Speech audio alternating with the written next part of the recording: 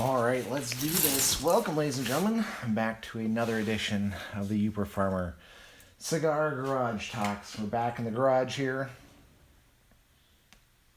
continuing on with our spooky Halloween October stories. You might notice a few things have been added, little additions to the table tonight.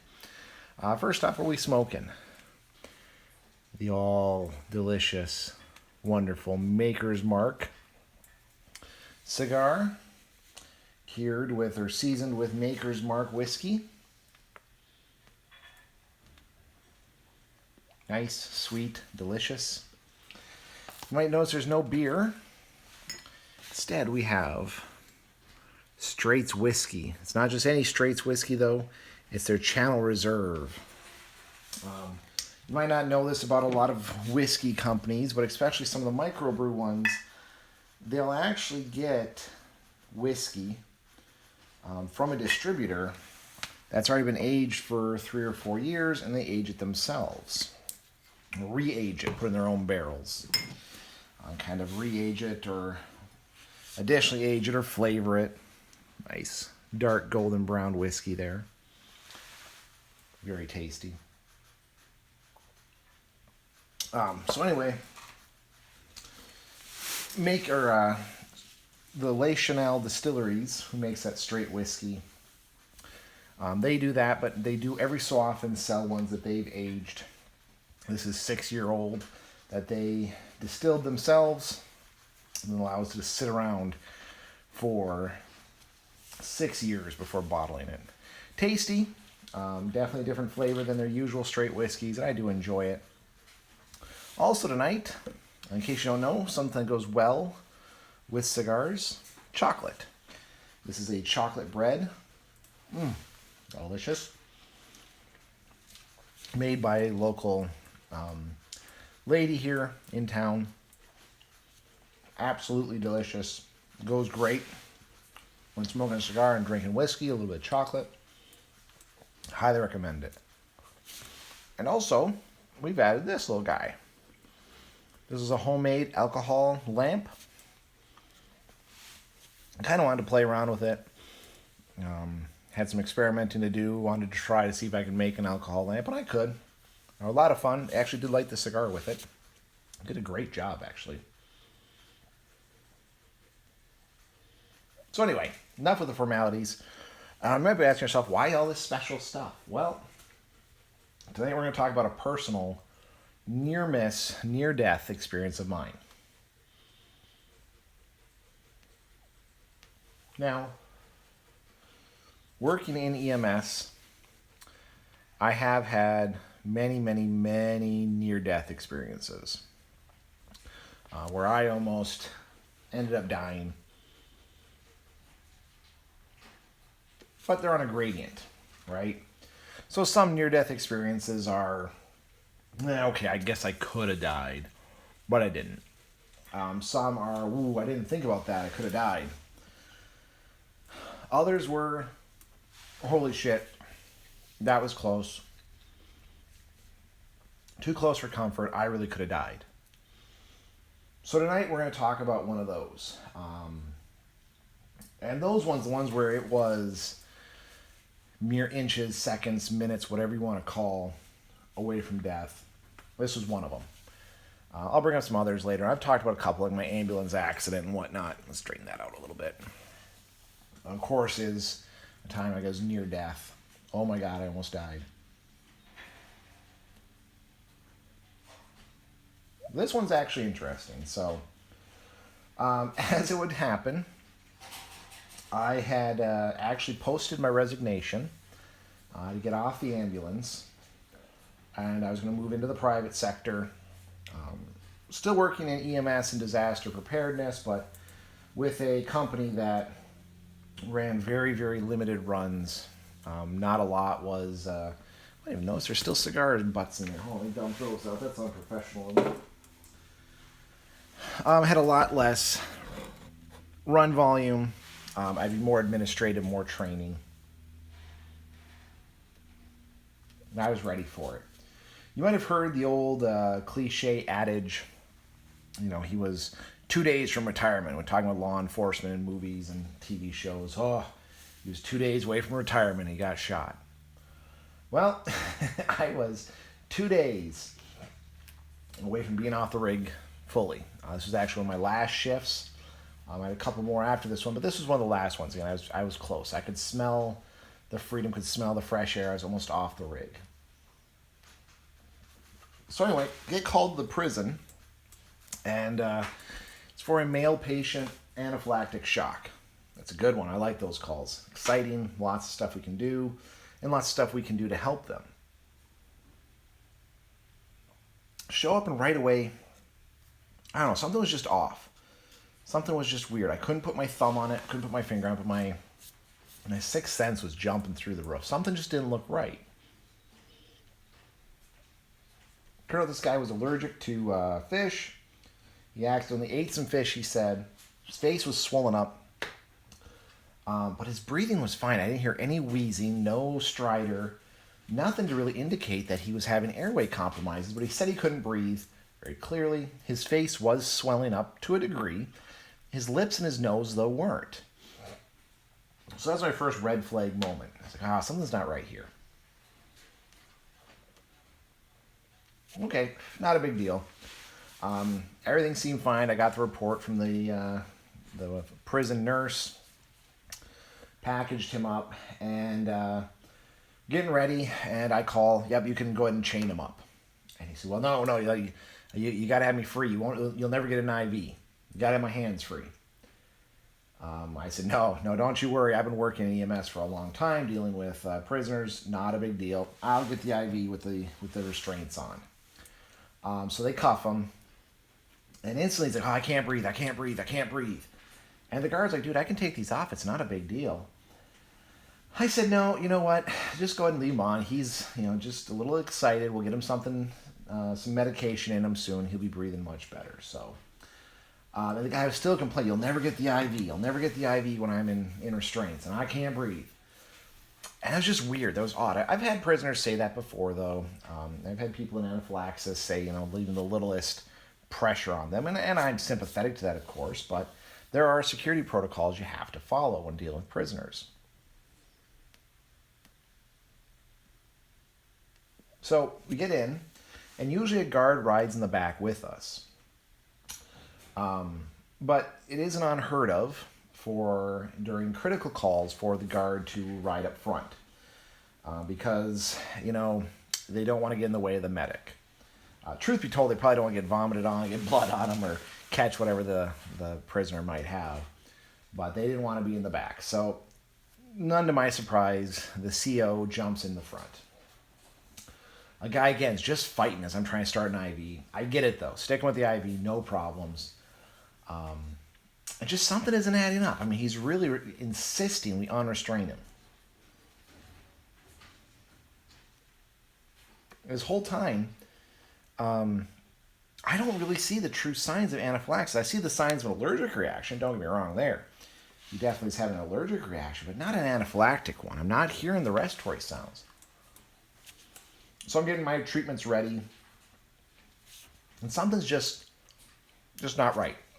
I can just taste in the back of my throat. I've got no idea. So we get up to the Sally Port, and I tell my partner, like, hey, just hang in the Sally Port for a second. And he's like, no, we got to go. We got to roll. And the prisoner's like, yeah, we got to roll. Prison guard's like, what's up? And he's like, I want to get a couple treatments set up while we're sitting still. And my partner, that was a key word for him. He kind of got the message that I didn't want to leave the facility yet. Because I'm the king of doing treatments on the road. And actually, I ridicule a lot of medics who will sit on scene for an extra 10 minutes trying to start an IV or get a treatment set up. So my partner knew that something was up. Something wasn't quite right. And I did. I was like, let me just hang here. We're going to get a nebulizer ready. The Sally Park guard was also kind of just baffled. Kind of gave me a weird look. He's like, you going to go anytime soon? I said, just need a minute. Let me set some stuff up. I don't know what it was. I just didn't want to leave the confines of the prison. They said not a big deal. They have a kite form, this little ticket form they got to fill out when prisoners go in. A lot of times they'll just fill it out when they get back, but technically they're supposed to fill it out before they leave. So the guy's going to go fill it out. So I'm getting my albuterol ready. Pull some other drugs I'm going to give him while en route. Just get him ready. And that feeling just kind of dissipates whenever I get used to it. It's kind of like smell of propane. You smell it, it's shocking. If you don't pay attention to it, the next thing you know, you stop listening to it and you stop noticing it. At that moment, all the doors of the ambulance burst open. I was violently pulled out of the captain's chair, and guys with guns and heavy-duty scissors and restraints come pouring into my ambulance. I'm trying to figure what the hell is going on. I've got no idea. The deputy warden was at the passenger side of the ambulance scolding the guard who came with us. I see clothes flying out my ambulance.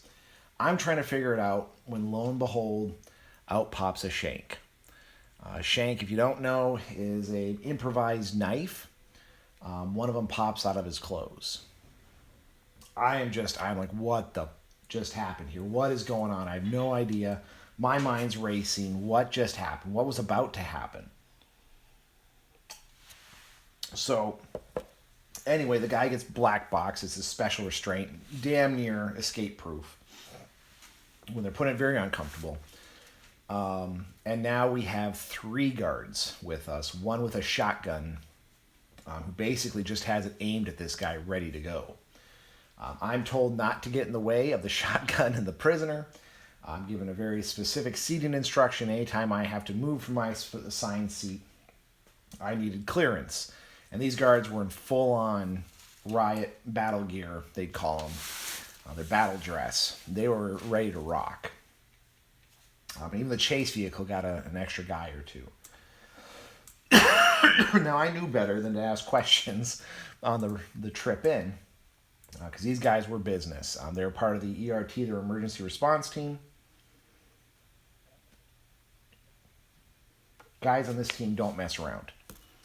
They're the ones who break up riots. They're the ones who deal with hostage situations.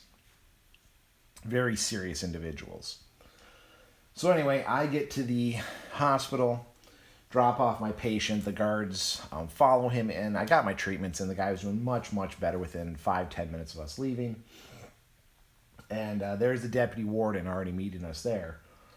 Didn't know the guy very well. I knew who he was. I pulled him out. Like, what the hell is going on here? I said, I need answers. I got to file a report, and I need to know what to put in it. He said, we had his bunkie. Came running to the warden's office and told the warden, he says, if you'll take, I think it was 5 years off my sentence, we can save 3 lives, maybe more today. This isn't unheard of. There's no honor among thieves in the prison. If you're planning an escape, chances are someone's ready to rat you out. The warden had agreed. He's like, all right, if your information pans out, I'll do everything I can. That was good enough for this guy, his bunkie.